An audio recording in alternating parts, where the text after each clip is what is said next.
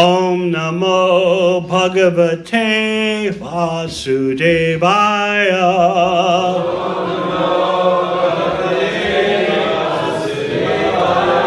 Om Namo Bhagavate Vasudevaya.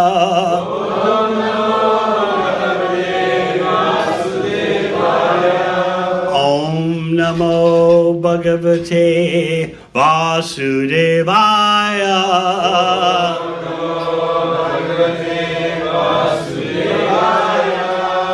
Srimad Bhagavatam, first canto, chapter 16. How Parikshit received the age of Kali. Atmanam chanushochami. Bhavantam chamarottamam. Devan Patrin Rishin Sadun. Savan Varnams Tatashraman. Atmanam chanushochami. Bhavantam chamarottamam. Devan Patrin Rishin Sadun. Savan Varnams Tatashraman. Atmanam chanushochami. Bhavantam chamarottamam. Devan Patrin Rishin Sadun. Sarvan Varnams Tatashraman.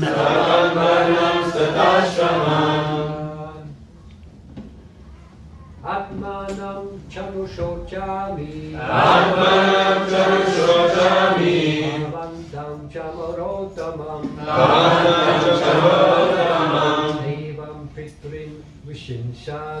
Devam Pitrin Vishin Sadun. Savam Vanam Satashramam. Atmanam chanushochami. Bhavantam charottamam.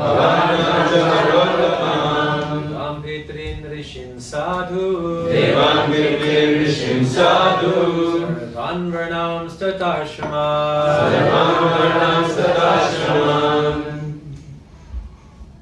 Atmanam chanushochami. Bhavantam chamarottamam.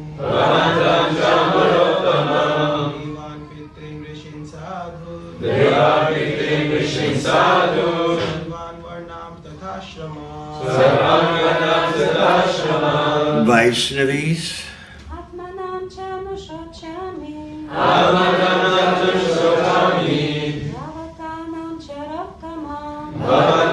charottamam. Devam Pitrin Rishin Sadhu. Sarvam Varnam Ashtatsamam. Atmanam chanushochami.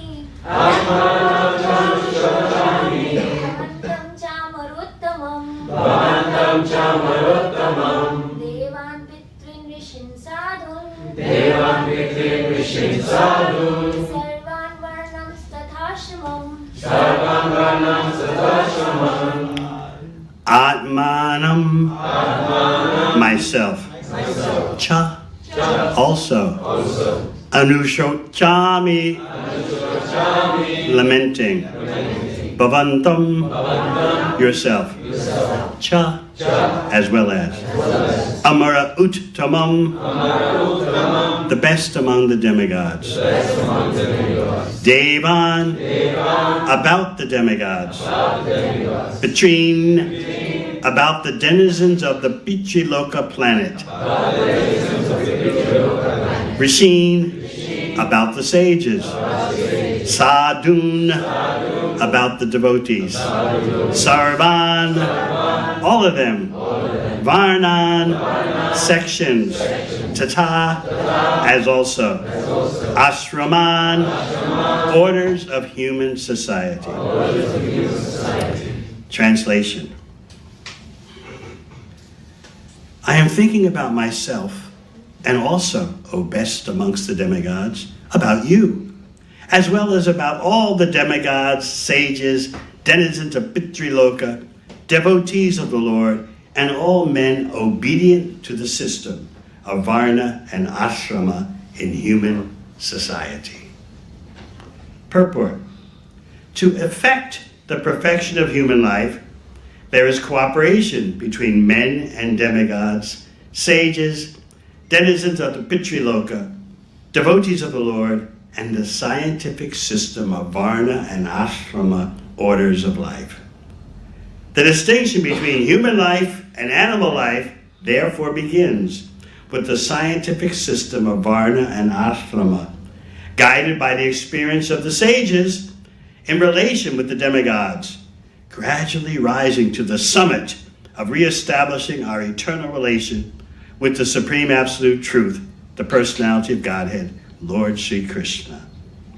When God made Varna-ashrama Dharma, which is strictly meant for developing animal consciousness into human consciousness and human consciousness into godly consciousness, is broken by advancement of foolishness, the whole system of peaceful and progressive life is at once disturbed.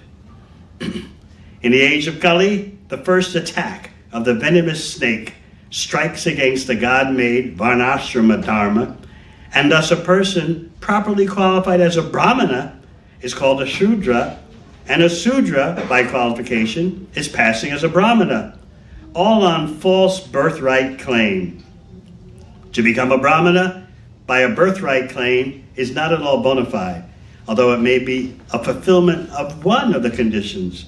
But the real qualification of a Brahmana is to control the mind and the senses, and to cultivate tolerance, simplicity, cleanliness, knowledge, truthfulness, devotion, and faith in the Vedic wisdom. In the present age, consideration of the necessary qualification is being neglected, and the false birthright claim is being supported even by a popular, sophisticated poet, the author of Ramacharitamanasa. This is all due to the influence of the age of Kali. Thus, Mother Earth, represented as a cow, was lamenting the regrettable condition. Translation again.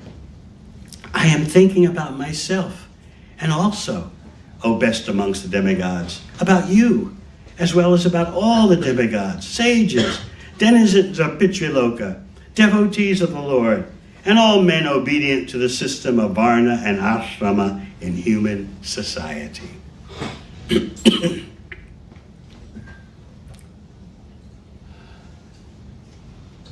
It's too much. Om Agana Chimirandasya Gyananjana Shalakaya Chakshur Militang Yena Tasmai Shri Guruve Namaha. Jai Shri Krishna Chaitanya Prabhu Nityananda Shri Advaita Gadadhar Sivasati Gaur Bhakta Vrinda. Hare Krishna, Krishna Krishna, Hare Hare, Hare Rama, Rama Rama, Hare Hare. The earth, Devata in the form of a cow, is discussing with Dharma personified, who's in the form of a bull.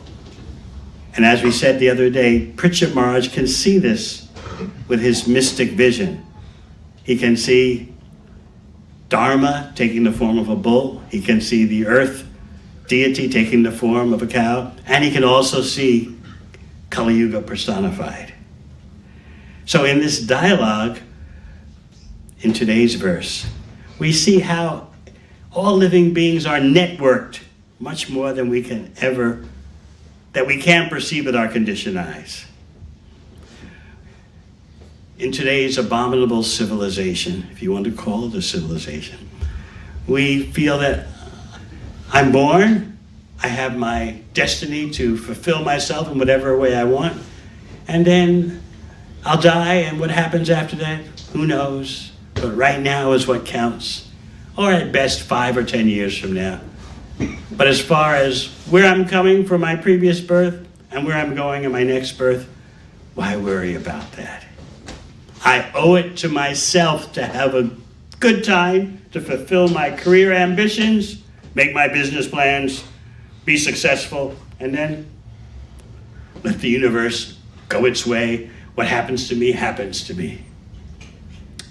When we read the 11th canto of Srimad Bhagavatam, and also when you read Bhagavad Gita, you find out we're all so networked. We're all so connected with a whole web of living entities, a whole web of different levels of consciousness. In Bhagavad Gita, 3rd chapter, Krishna explains about the system of offering yajna, sacrifice, to the devatas, to the demigods. Yagyarta karmano yatra lokoyam karma bandhana. Work as a sacrifice for Vishnu has to be done.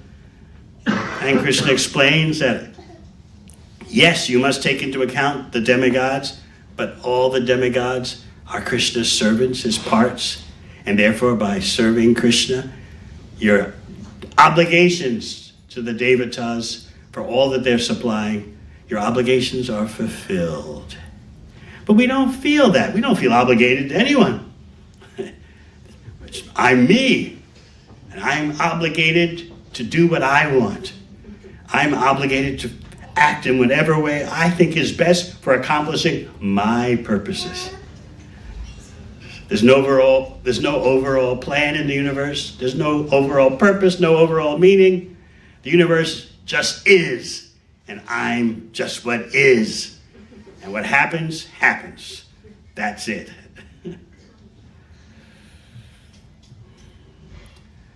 The 11th canto tells us, Devarshi Bhutapta Nrinam Patrinam. As soon as you take birth, you're in debt. You're in debt to, first of all, the devas, the demigods. You're in debt to the rishis, the great sages who have supplied wisdom for how to live a successful life. You're in debt to so many living entities. Certainly in debt to cows and bulls, but also so many other living entities. You're taking advantage of them, especially if you're a meat eater. Apta, you're in debt to family and relatives. Nrinam, human society. If it's a real human society, it's passed down to you a system of genuine progress.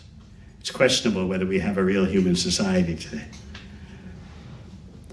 Nrinam Patrinam, you're in debt to your forefathers, your ancestors.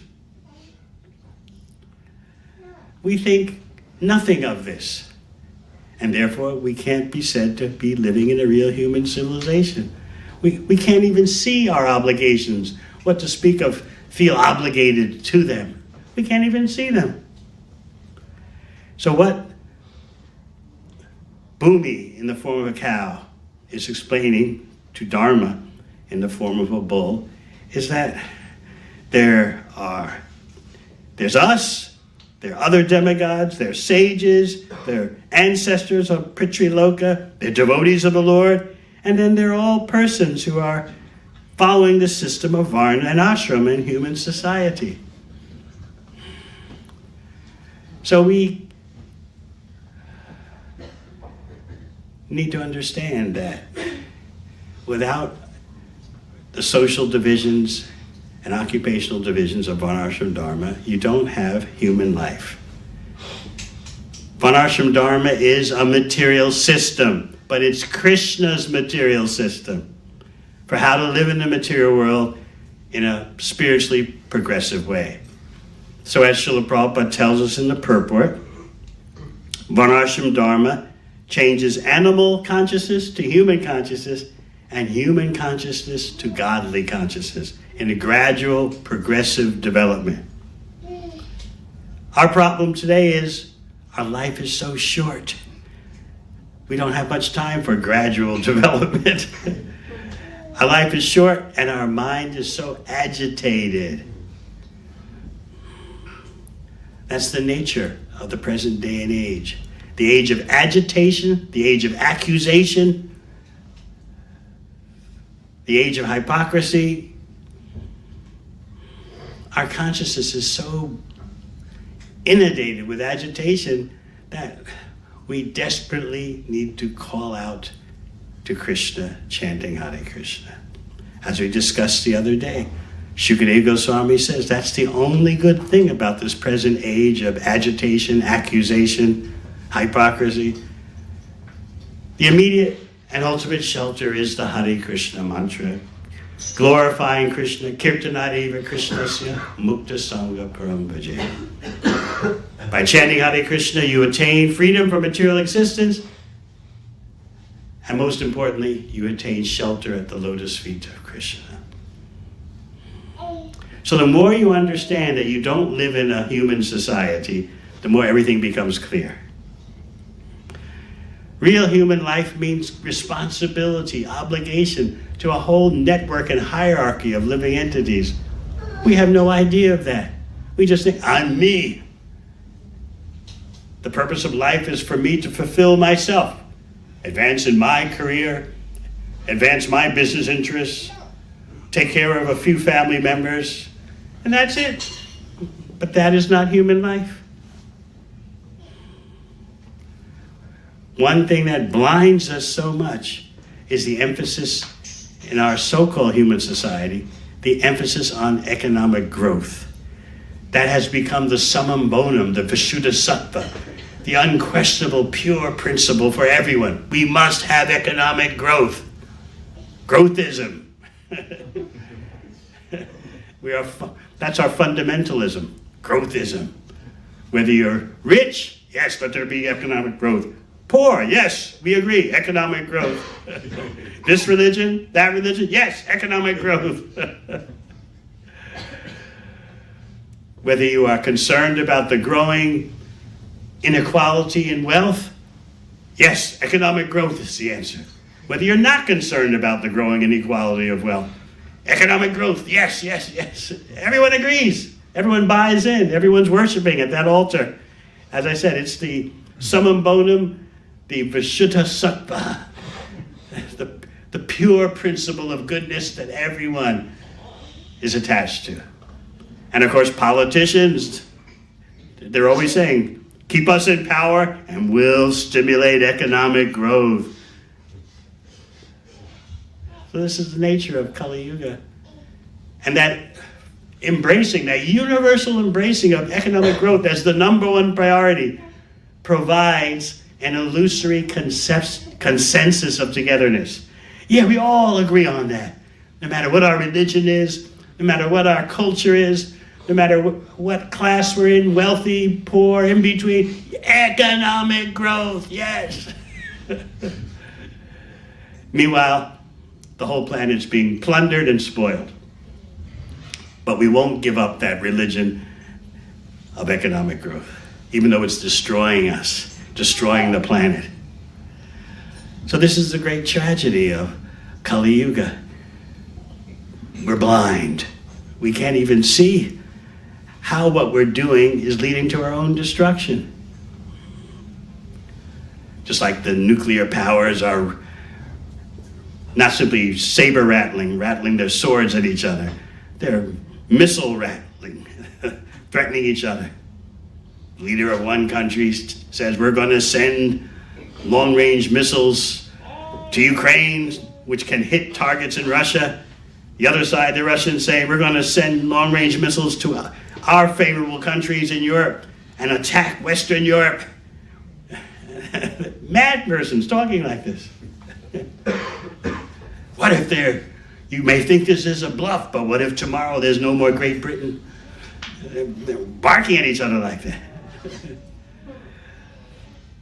All because of misunderstanding what is the ultimate goal of life. Everyone wants to promise their people victory in economic growth. That's the real bottom line. No one is questioning that. So what Bhagavatam is doing is rewiring your circuits, purifying your consciousness so you can actually see that spiritual growthism is the number one priority. Sometimes people are afraid. Oh, you Krishna people, you're just going to shut down material society completely. That argument often was presented to Srila Prabhupada. What if everyone did like you did? Society would not function. And Prabhupada answered, don't worry, there'll always be some fools who will push on.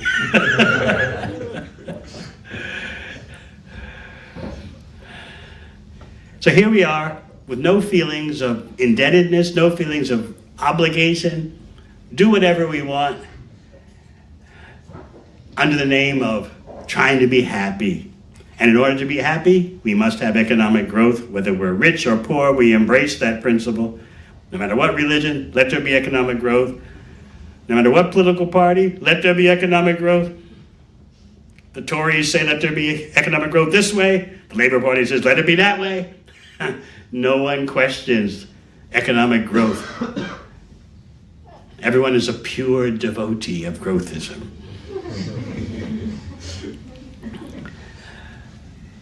Real human culture is very strict, unbelievably strict.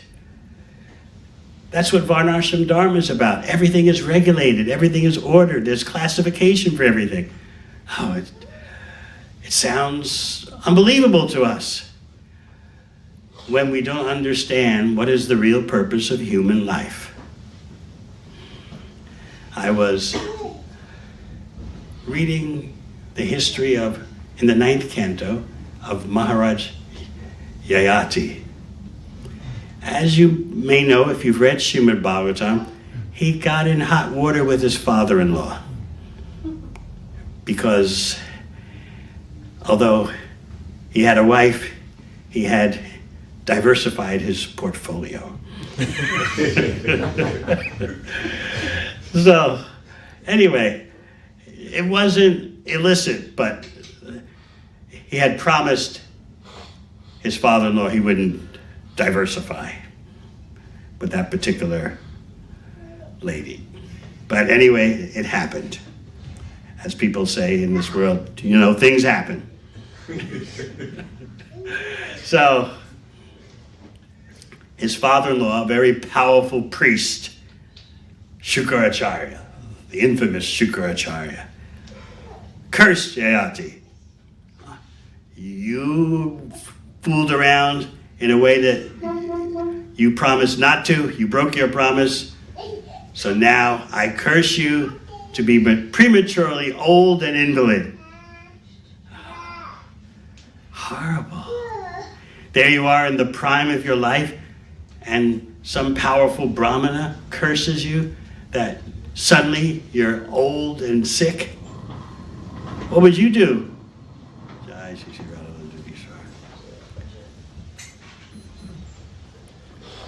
What would you do being cursed in such a way? Here you are let's say you're in your 30s, and then you've got to have the body of a 80-year-old. So how do you think Maharaj Yayati felt? Oh my goodness, what am I going to do? I'm in the prime of my life, at the peak of my virility, and now I'm cursed to be a decrepit, old, and ill person.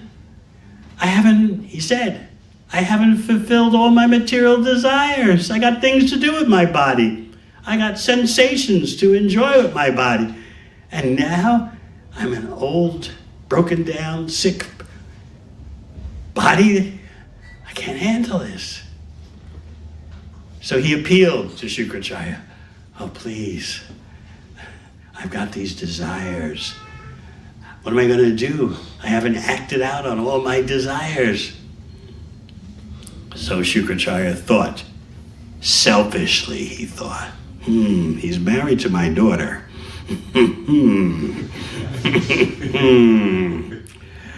If he's out of action, what does that do for my daughter? If he's incapable of functioning, fulfilling my daughter's desires, that's not good for me. What to do here? Obviously, Shukracharya is not a pure devotee priest. He's very calculating. All right, he's thinking, I don't want to inconvenience my daughter and deprive her of her married life experiences prematurely. So he says to Yayati, okay, here's the deal. You trade your old age and invalidity to someone for their youth. I'll allow that to happen with my Brahmana powers. So you would think, who would want to trade in their youth for someone's old age and disease condition? Would any of you ever do that? No way. But Shukracharya had something in mind. Your sons, ask your sons. One of your sons should do this because it's the duty, the obligation of the son to follow the order of the father. What would you say to that? Suppose your father asked you, can you please take my old age and disease condition and give me your youth? What would you say, Krishna Kesh? I would do it. Why not? I value my youth.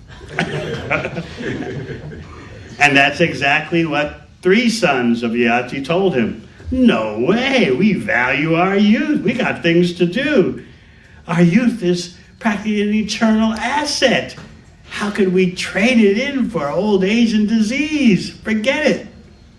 These sons are classified as irreligious. What, irreligious? They're doing what they got to do. They're protecting their own interests, which everyone has. Who wants to take upon themselves premature old age and invalidity? No way. Yes, we support those sons who flatly refuse. No. Our youth is like Amrita, it's eternal. We can't give it up. And then Yayati asked his son named Yadu. Yadu, the famous Yadu of the Yadu dynasty, the head or the root of the Yadu dynasty. He said no, but his reasons for saying no are celebrated. He refused his father with the same mentality that the 4 Kumaras refused Lord Brahma. The 4 Kumaras refused the order of their father, Lord Brahma, to get married and create progeny. They didn't want to get entangled. They wanted to perpetually remain as little children in that kind of body, so they would never reach purity, they would never become agitated, and in that way they would have a simple life. So they, for a legitimate reason, refused their father, who was Lord Brahma, Adi Kavi, the most intelligent person in the universe. In the same way, Yadu refused Yayati.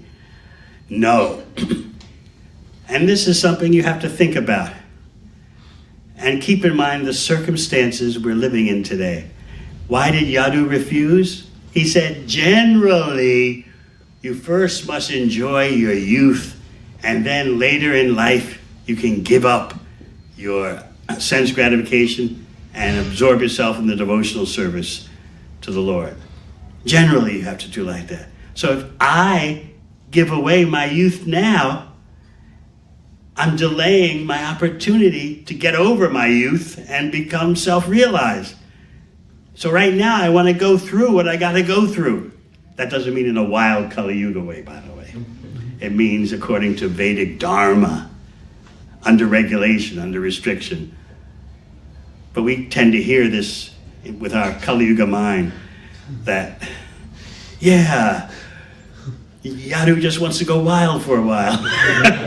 He wants to party for a while. Yeah, he wants to, paint the town red for a while. Yeah. And then when he burns himself out, then, bhakti. It's not what he means.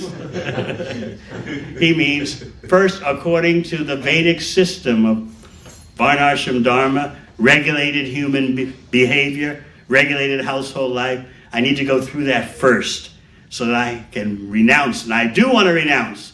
But generally, you got to go through the stage of Vedic regulated enjoyment before you hit the stage, the Varna-ashrama stage of Vedic renunciation. So even though Yadu refused, he's not classified as being irreligious. And furthermore, Yadu knew that later in his dynasty, which would be called the Yadu dynasty, Lord Krishna would appear. So Yadu didn't want to delay that by prematurely becoming old. He knew that his father would give his youth back, give Yadu the youth back, but it would be after a long time. And Yadu didn't want to delay his self-realization, his stage of renunciation. He didn't want to delay that, nor did he want to delay the appearance, as he saw it, of the Supreme Personality of Godhead. So he had two things on his mind when he refused. I got to go through the Vedic stage of regulated enjoyment because I want to attain renunciation. That's the goal of my life. And I have a strategy how to do that. If I become prematurely old, even though it's my father's wish, everything will be delayed because my father will not give me my youth back and take his old age back. That won't happen for a long time. So how would you handle the situation? And of course, the other glorious reason Yadu gave was that I know in the future the Supreme Personality of God will appear in my dynasty. So I want to get on with my family life straight away so that the Supreme Personality of God can later appear in my dynasty. So the three sons refused. No way. We got to enjoy. Our youthfulness is our everything. It's our almost eternal asset. Yadu refused, but for religious reasons. And then there's one more son, Puru. He accepted. And he criticized himself in accepting his father's old age and invalidity. How did he criticize himself? He said, in other words, I should be ashamed. I had to wait until my father asked me to do this. If I was a real, proper Vedic son, I would have anticipated his request and volunteered. This is real culture. It sounds unbelievable to us.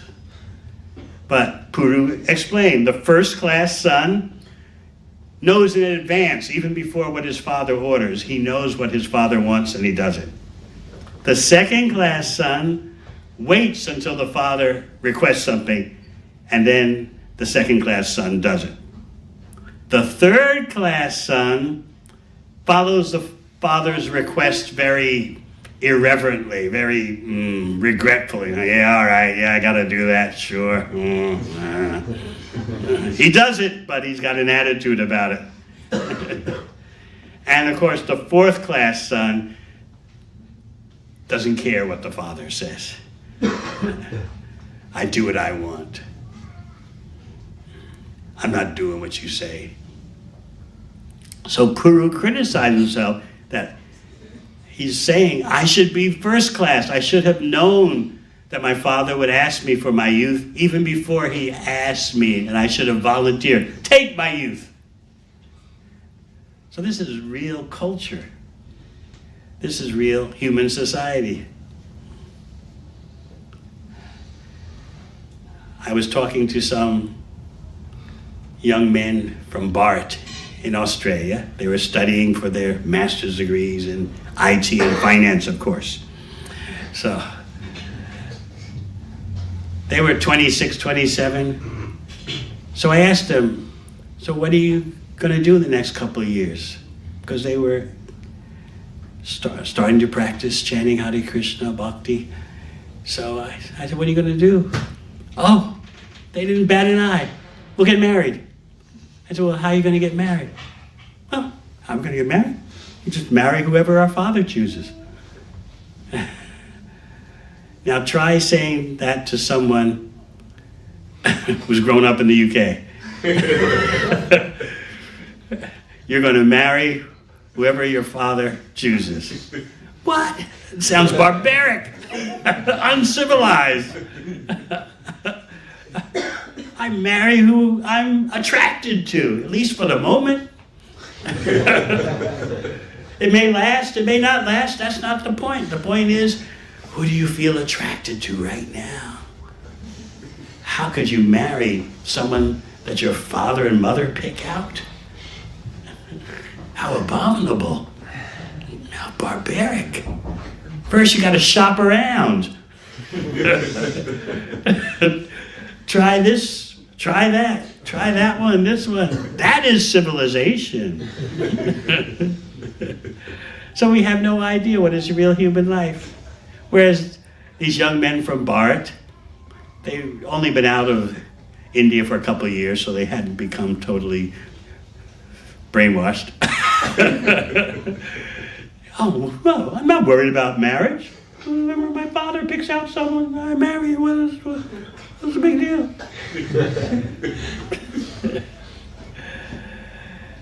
But most of the world thinks that's barbaric. That's so uncivilized. It's the violation of human rights to lust with whoever you want to lust with. And first comes lust, later comes marriage. Maybe.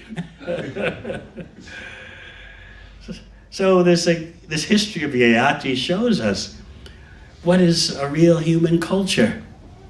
So that's why we hear in the purport that the purpose of Varna and ashrama is to change animal consciousness to human consciousness and human consciousness to godly consciousness. It's a material system, but it's Krishna's material system. It's not a spiritual system. Don't make that mistake in thinking Varna-ashrama Dharma is a spiritual system. It's a material system for dealing with material bodies and minds, but it's Krishna's material system. Therefore, it's the best system. So, Bhumi, the earth devata in the form of a cow, is telling Dharma that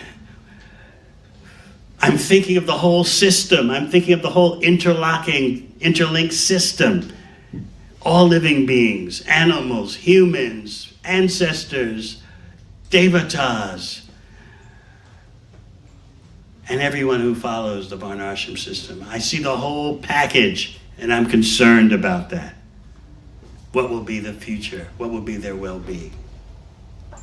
So you see this false fixation with economic growth, this total embracing of economic growth as the Vishuddha Sattva principle, the unquestioned principle of pure goodness. It distorts human life so that you don't think about what is your real business, what is your real occupation, which is to make spiritual advancement. Instead, you always feel the whip cracking behind your back. You got to get more money. Whether you're poor or rich, more.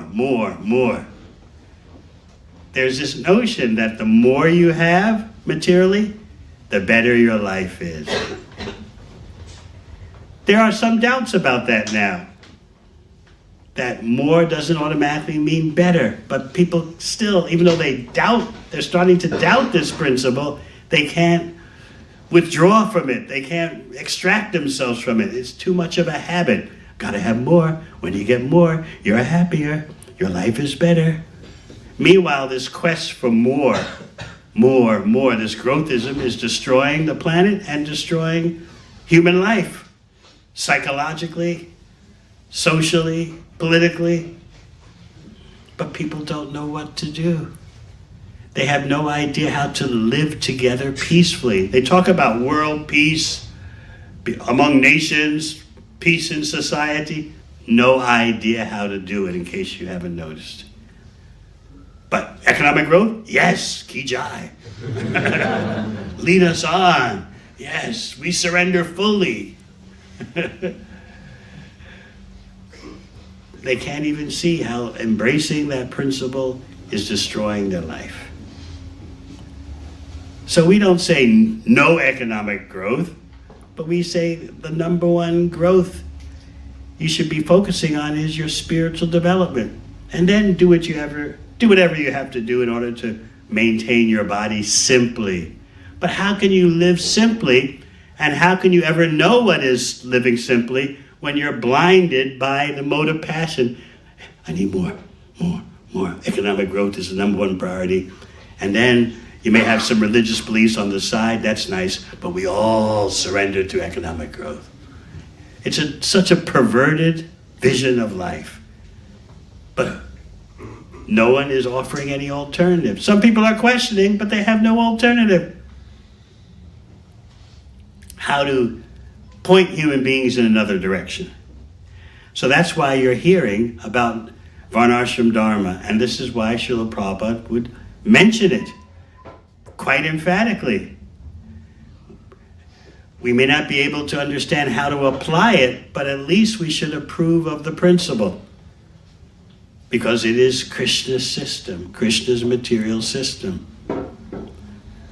So many thoughts are there about how to apply Varna-ashrama Dharma. Well, it can only happen if there's a strong chief executive of state who is able to make order, law and order amongst society according to Varna-ashrama Dharma. But then people are afraid, oh, that's like the Middle East.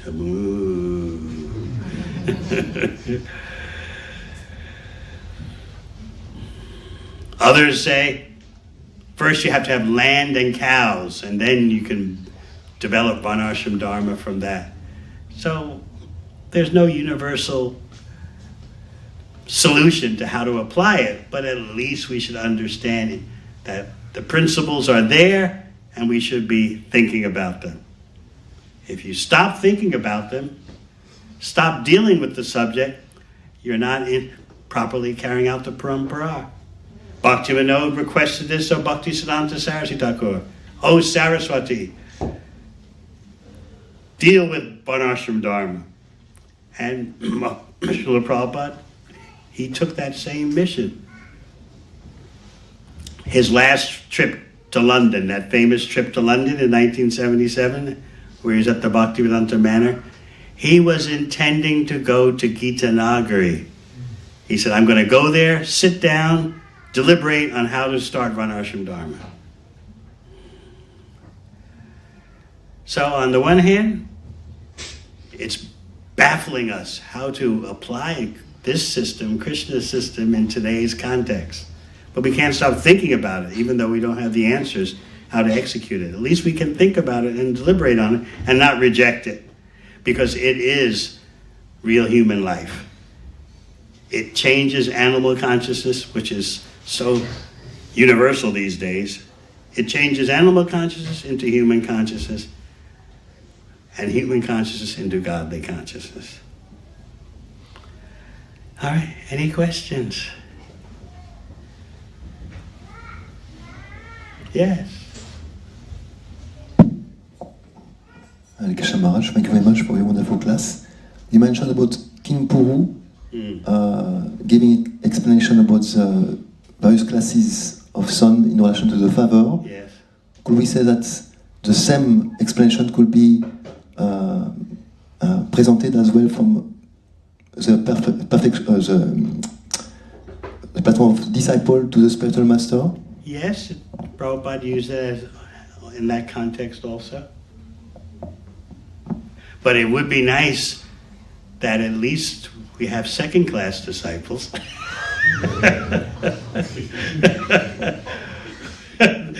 that would be very nice. They don't do anything until they're told to do it, but at least when they're told to do it, they do it. That would be fantastic.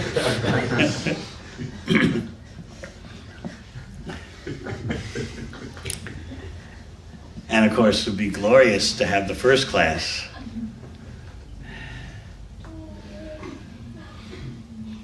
Anything else? Yes.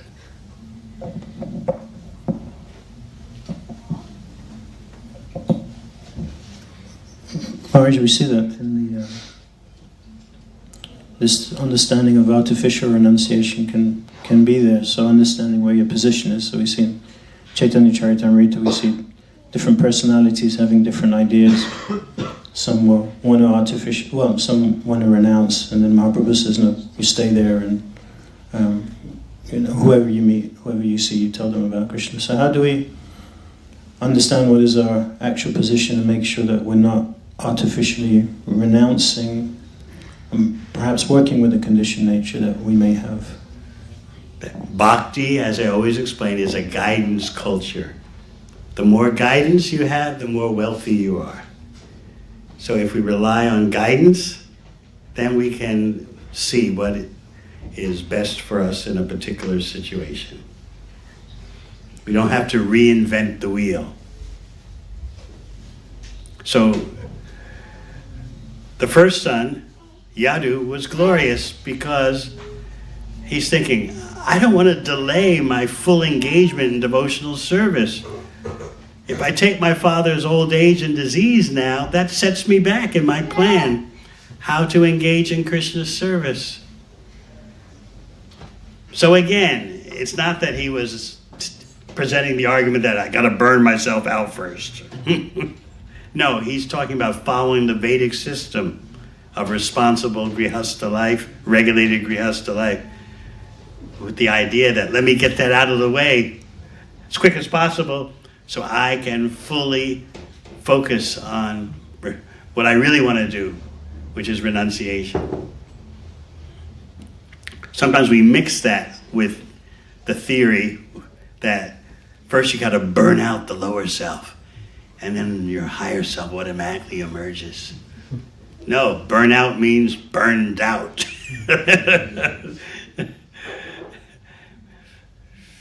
This misunderstanding is there. That I lead a wild life and then finally I get disgusted with it. You destroy yourself with the burnout approach. So Yadu is talking about following the Vedic regulated system for his Varna and his ashrama. And then, as I said, he knows in the future Krishna is supposed to appear in my dynasty. So let me start my dynasty so Krishna can appear in it.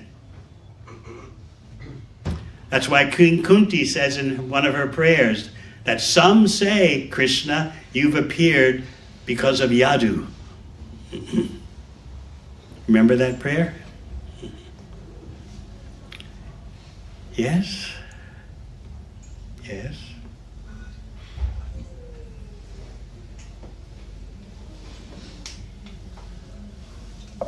Hare Krishna Maharaj, you were speaking about the different classes of disciples. How can we become a first-class disciple? Which class? First class. First class. You pray to Krishna. Guru and Krishna are a team.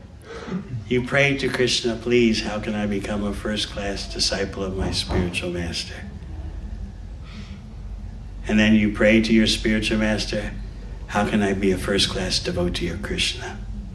They work as a team. Guru Krishna Prasad, the mercy of that team, Guru and Krishna. Guru Krishna Prasade Pai Bhakti Lata Bij. They team up to give you the seed, the bij of bhakti, and teach you how to nurture the seed, how to grow the seed into a flourishing bhakti plant. It's explained by Lord Chaitanya and Chaitanya Charitamrita. So you come before Radha Landinishvar and you pray, how can I be a first-class disciple of my spiritual master? That's my goal. And adopt whatever course of action to attain that goal. Maybe it's not overnight, but still have a plan. Be progressive in your spiritual development. Being progressive means always have a plan, an objective. Sometimes you get derailed, but when you have a plan already formulated, you can get yourself back on track again. But no plan means you can easily be just blown away.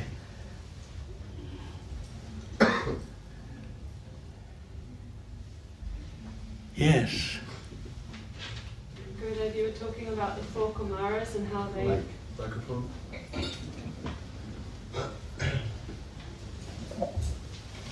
Thank you for your class, Gurudev. You were talking about the four Kumaras and how they disobeyed the order of their father. And so in devotional life, one should not blindly follow and use their own intelligence. So how do you decipher when you should listen to your intelligence or your own desires and not follow? Give me an example.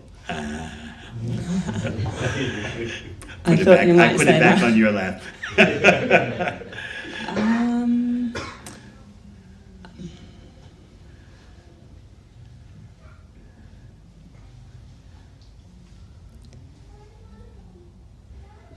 Maybe married life, say if somebody wants to marry a certain person and... Well, generally, one spiritual master doesn't roll up his sleeves in such situations. Very dangerous.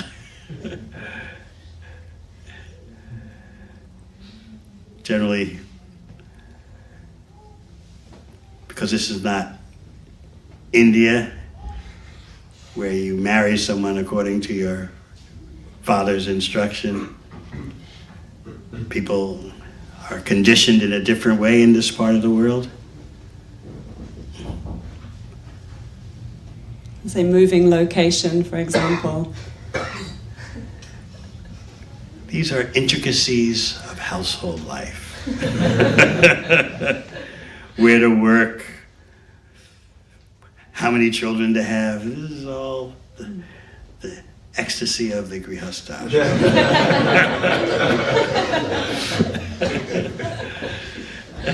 So you may keep those ecstatic symptoms to yourself.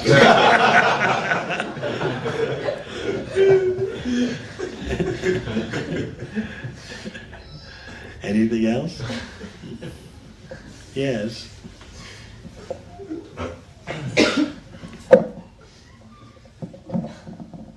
Hare Krishna Maharaja. I was thinking in regard of your mentioning that people are starting to be aware that the mood of exploiting the nature doesn't make us happy. So in this way that some groups they're becoming bio-vegan, raw, trying to say bio-vegan, raw, they try to save everything to vegan. Just the mood to spare, to be a was the person who's sparing like water and electricity, to be conscious of. So my question is, we as a devotees should we also conscious of keeping safe the water, electricity? Because I've heard some opinions of devotees, just Krishna's energy cannot be lost. It can be just transformed, and Krishna supply whatever we used for in his service. So should we as a devotee be conscious of these things, or is just energy? Because it's Krishna's energy, a devotee wants to use it carefully. If someone gives you something out of gratitude, you want to utilize that gift very carefully. It's not that, well, someone gave me this gift and so I don't care about that person's wishes for how to use things properly. Part of being Krishna conscious is to be aware that everything is Krishna's energy and I have a responsibility to use it properly.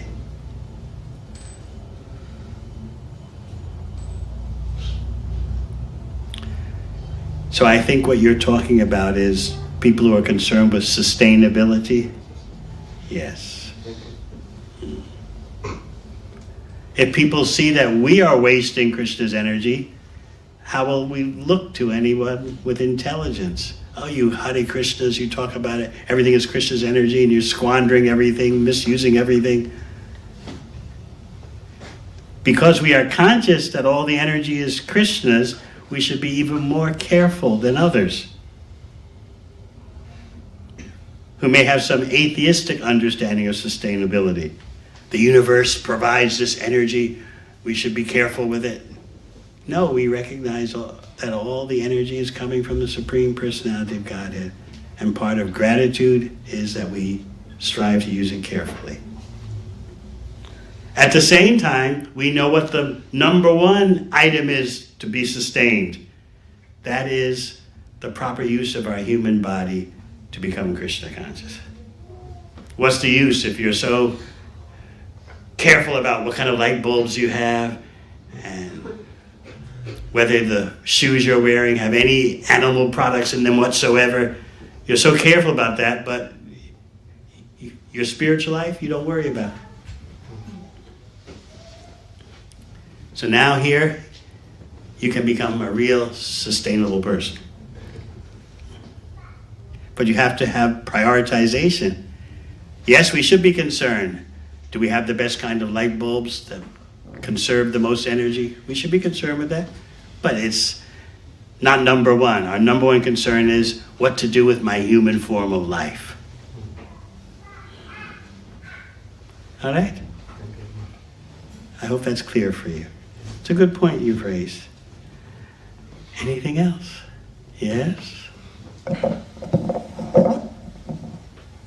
Hare Krishna Maharaj, you were talking about the Varna-ashrama Dharma, and so, for example, Grihastha life, it can be considered hard in some ways, since you have to not only take care of your own spiritual life, but possibly your spouse and your children as well. I was wondering what someone would do in a situation where they feel that like they are being restricted in a Grihastha setting. If they feel like, you know, everyone's at different stages in their spiritual life, so whether someone is more advanced but they feel like they have to sacrifice maybe certain events or certain classes just to take care of the family. As I said, bhakti is a guidance culture. Every ashram needs advisors. So grihasthas should have grihastha advisors who help them with these usual and quite common perplexities. The problem is when we act without any guidance, we try to reinvent the wheel. So when that happens, you can waste a lot of time and energy making mistakes that you don't need to make.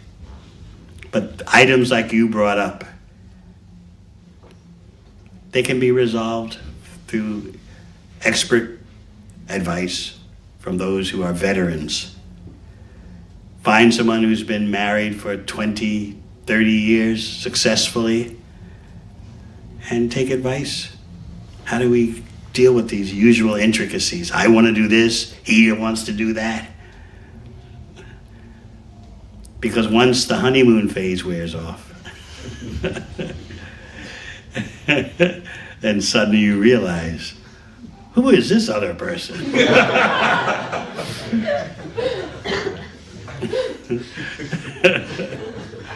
How did I wind up with this other person?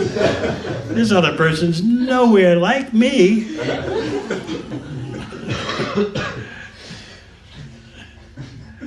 But before then, it's rapture.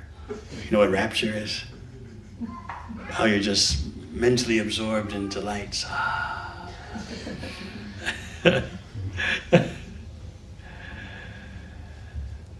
Every ashram needs advice. Sannyasa ashram, brahmacharya ashram. The more good advice you have, the more you can overcome the usual obstacles.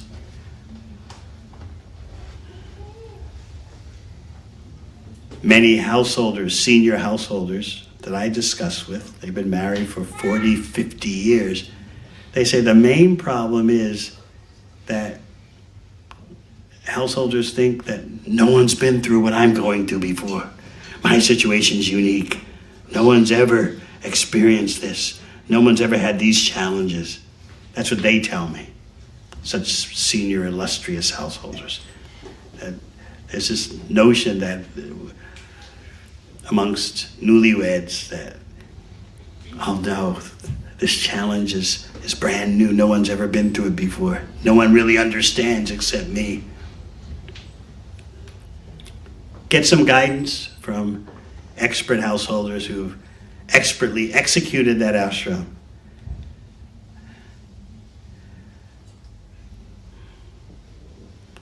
Anything else? Yes.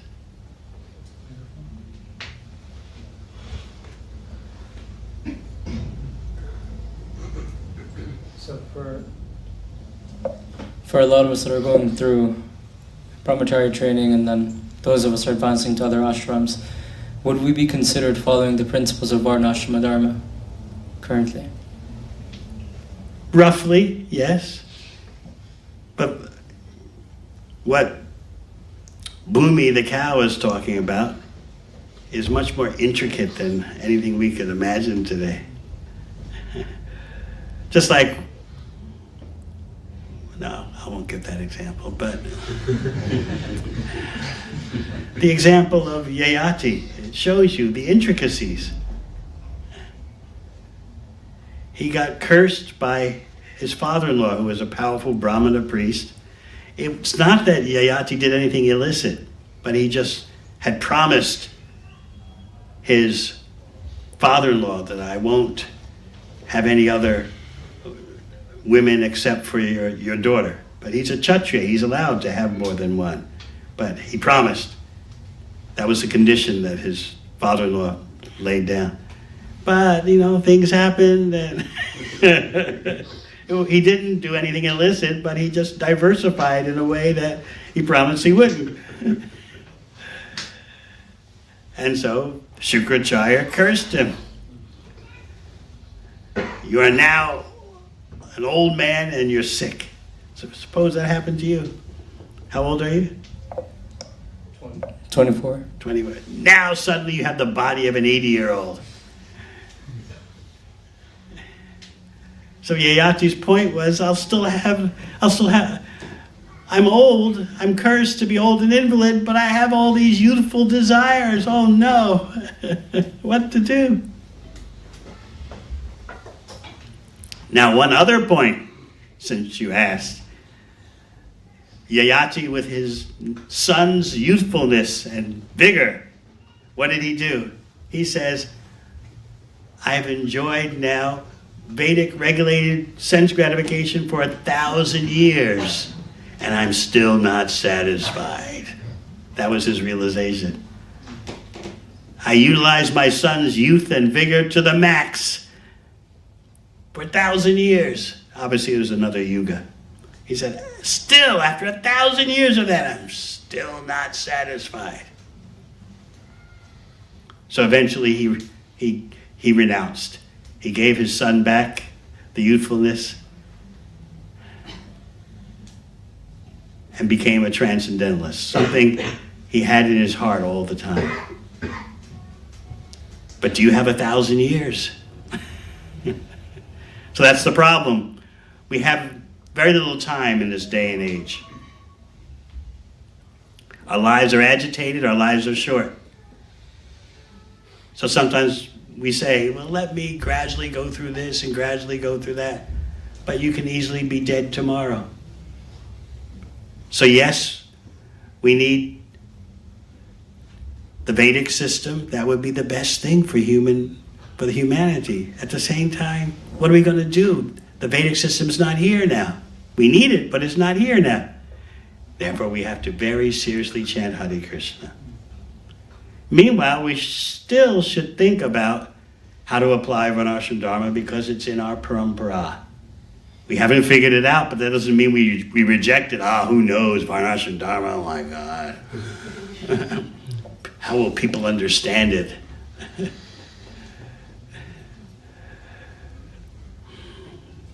People think that any kind of religious system for classifying human society is barbaric. They think it's oppressive, like the Middle East. Better let everything be wild and free. That allows the maximum development of human potential.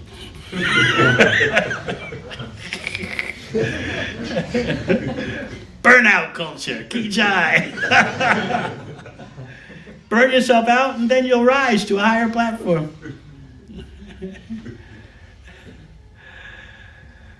Burn out the lower self and then automatically the higher self emerges. Sounds like the philosophy of university students in London. Why London? The whole world's like that. Last question.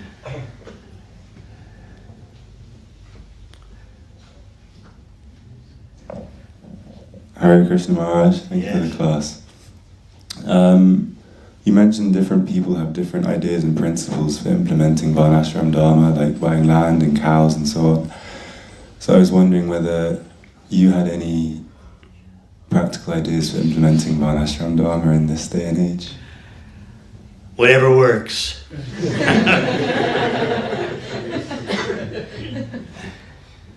I'm involved currently with the Gita Nagari Farm Project.